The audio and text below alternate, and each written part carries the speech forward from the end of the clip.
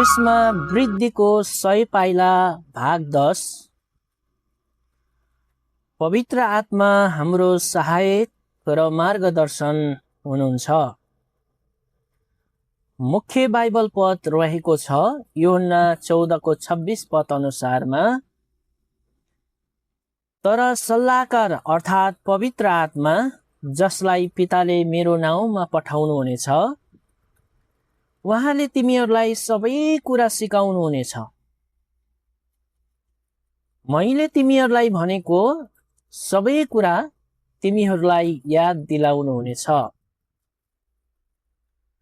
ख्रीष्ट न्यानो अभिवादन साथै ख्रीष्ट येशूको उच्च अनि विजय पवित्र नाउँमा जय मसीहा।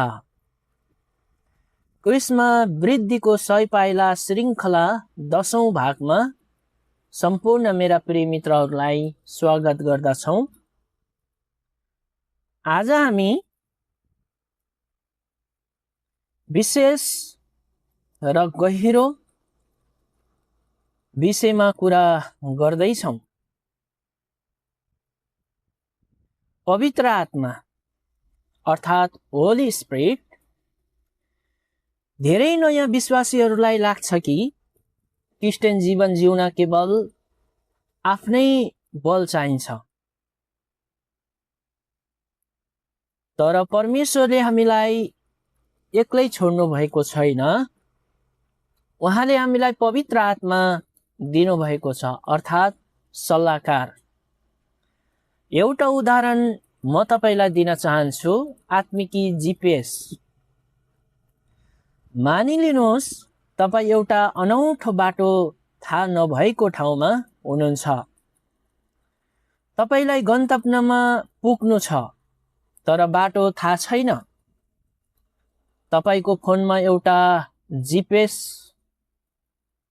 अर्थात् नक्सा छ, जसले तपाईलाई यहाँबाट दायाँ जानुहोस्, यहाँबाट सिधा जानुहोस् भनी सही बाटो देखाउनको लागि सहायता गर्छ। पवित्र आत्मा हाम्रो जीवनको लागि त्यही आत्मिकी जीपीएस जस्तै हुनुहुन्छ।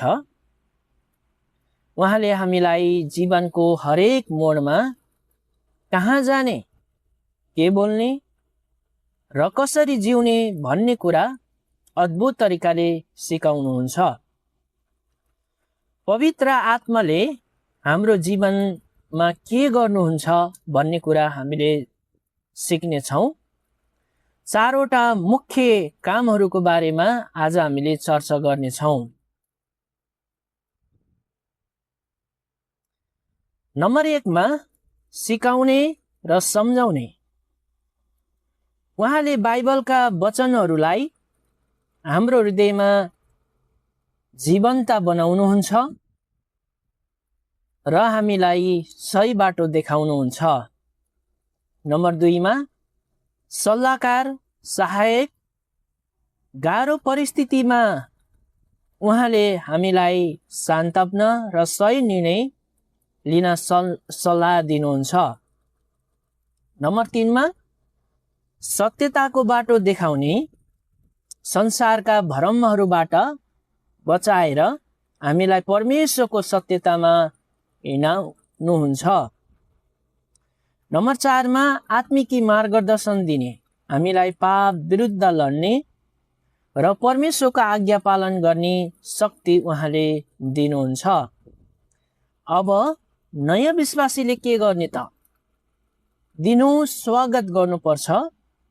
बिहान उठ्ने बित्तिकै भन्नुपर्छ, पवित्र आत्मा आज मेरो जीवनमा तपाईको नियन्त्रण, मार्गनिर्देशन मलाई चाहिन्छ।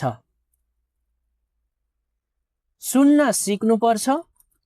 उहाँ बोल्नुहुँदा अन्तस्करणमा आज्ञाकारी बन्नुपर्छ।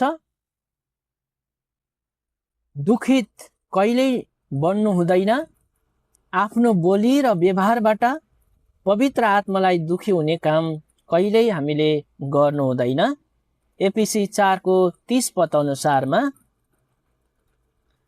निष्कर्षमा पवित्र आत्मा कुनै शक्तिमा मात्र होइन, उहाँ आफै परमेश्वर हुनुहुन्छ जो तपाईको हृदयभित्र बास गर्नुहुन्छ। उहाँसँगको सम्बन्ध जति गहिरो बनाउनुहुन्छ तपाईको आत्मिकी जीवन त्यही नै प्रभावशाली हुनेछ। अर्को हप्ता हामी भाग 11 पश्चाताप र क्षमाको महत्त्वको बारेमा चर्चा गर्नेछौँ। के तपाईले आज आफ्नो जीवनमा पवित्र आत्माको डोराइ महसुस गर्नुभएको छ? यदि गर्नुभएको छ भने तपाईले कमेन्टमा शेयर गर्न सक्नुहुन्छ। र आजको यो वचनबाट सम्पूर्णलाई प्रभुले आशिष दिउन्। जय मसीह।